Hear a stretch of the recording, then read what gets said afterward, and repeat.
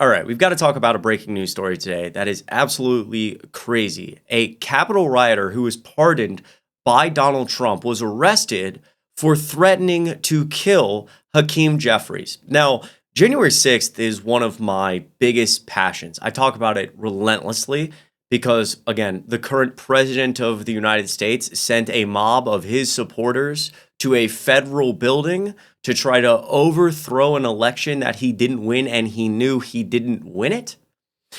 And the thing is, this story today does not exist in a vacuum. We have seen so many of the people that Donald Trump pardoned, the roughly 1,500 January 6ers that Trump pardoned, arrested for some of the most heinous crimes after they got out of prison because Donald Trump pardoned them.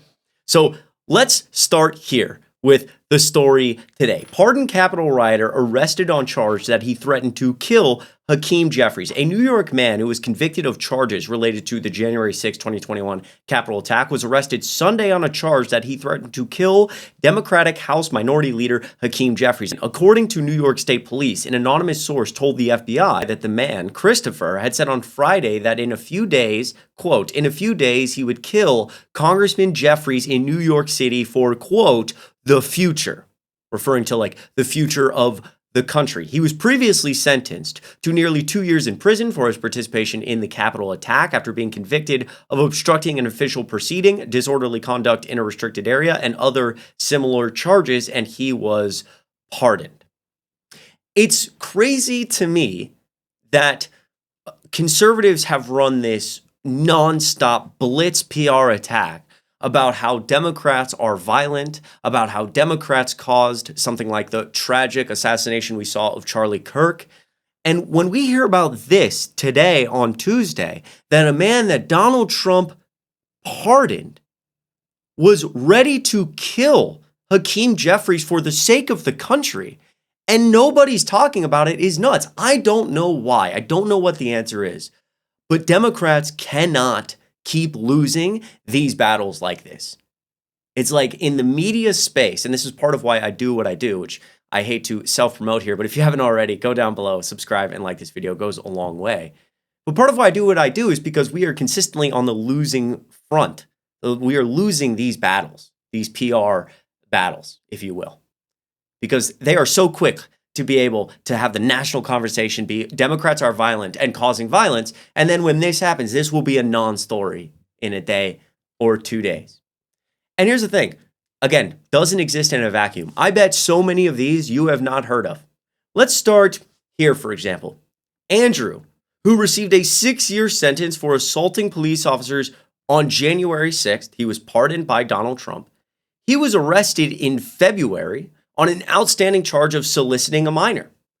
This is Andrew, a Houston man who was recently pardoned by President Donald Trump for his role in the January 6th insurrection, has been arrested on an outstanding child sex crimes charge. He's 36, was taken into custody on Thursday. Again, this article written in February, after spending more than 2 weeks as a fugitive. He had previously been charged with the online solicitation of a minor stemming from a 2016 incident in which he allegedly sent sexually explicit messages to an undercover law enforcement officer who was posing as a 15-year-old girl. Have you heard about this? No. Has Moms for Liberty talked about this? No. The people who push so much hate against the LGBTQ plus community, were they ever concerned that Donald Trump signed a pardon for a man that had an outstanding warrant/charge for trying to solicit sex from a minor? Fascinating. Let's go to the next one. A Missouri woman who was charged with participating in the January 6th Capitol riot and was recently pardoned by President Donald Trump was just sentenced to 10 years in prison for causing a fatal drunk driving crash in 2022. Emily, Missouri, was arrested in 2022 after the crash on Interstate 44 in Franklin County. Multiple people were killed. Victoria Wilson, who was 32, and her husband, Ryan Wilson, who was 36, was seriously injured, the Missouri State Highway Patrol said at the time.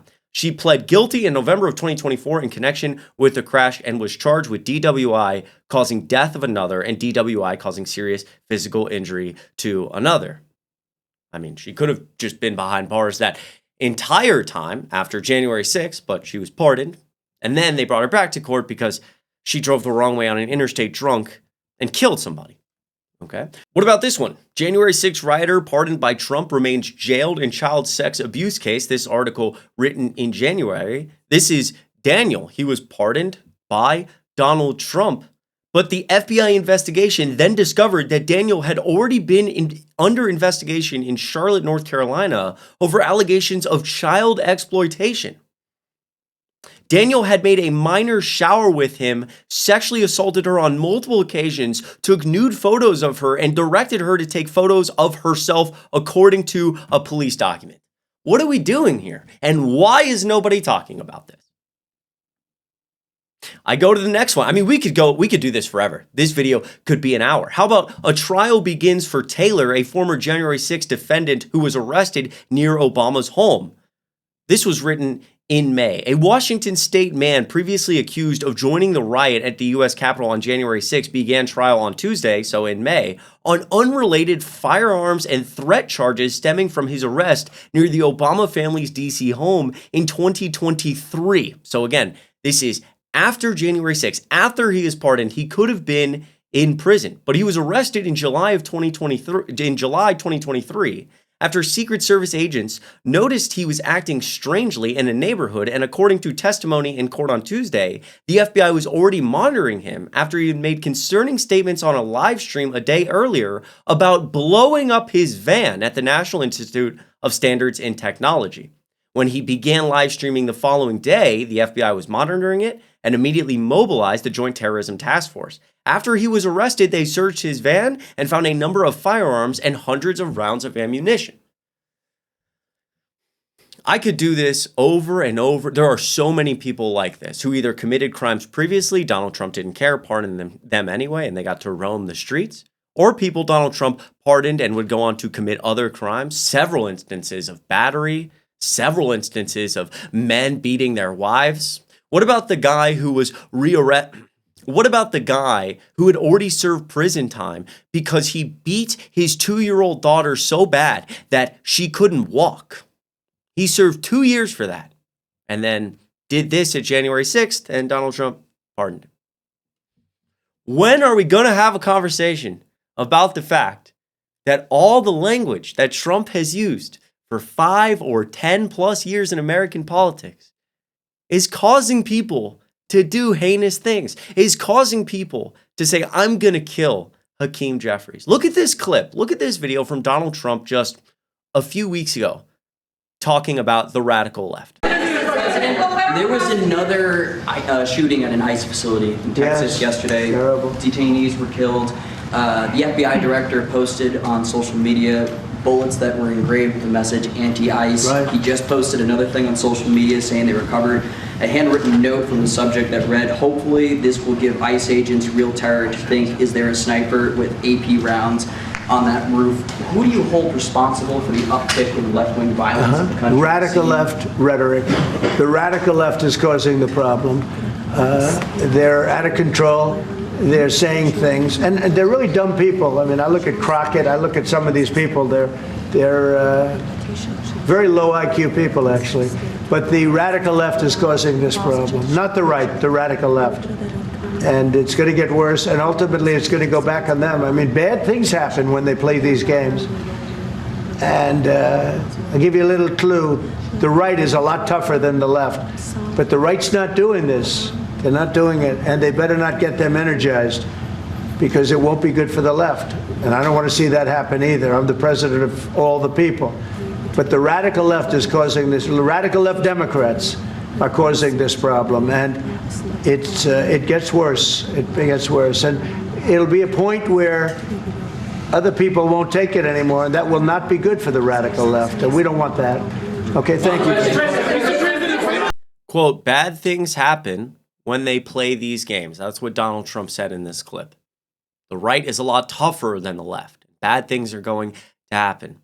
And I don't know what the answer is, but Democrats have to be able to push back on this. Not only because it's causing people to lose their lives, but because every single day when I talk to people on TikTok Live, when I talk to Trump supporters, when I volunteer, for example, at the Georgia State Capitol, and I'm having conversations about our current issues politically, they're always controlling the narrative.